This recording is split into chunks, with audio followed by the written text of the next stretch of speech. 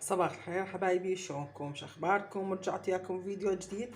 واليوم هاي عندنا البارحه سويت هذا المخلل مع الشلغم والشوندر، وعندي هنا اليوم راح اطبخ وياكم مرقة الدجاج الحمراء.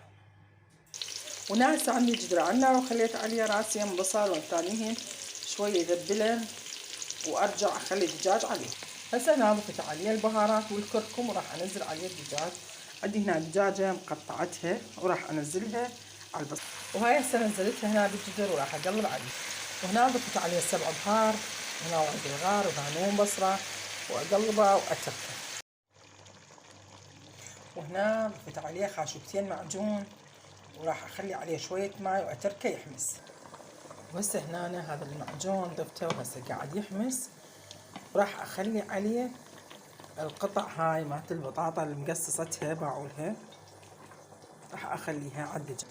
هاي هنا خليتها وراح اتركها تحمس على راح اغطي عليها واخليها تحمس على راحتي. وهسه هنا عندي حمص كلش وطلعت ريحه المعجون والزفره كلها، وراح اخلي عليه امرقه بالماي الحار.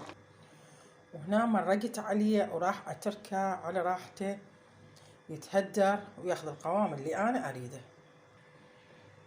وهسه هنا راح اضيف عليه الملح واتركه، اغطي عليه واتركه.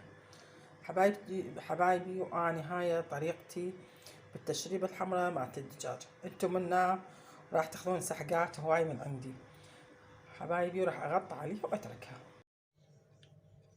وهاي شكل المرقة مالتنا، هاي تشريبتنا الحمراء مالت الدجاج.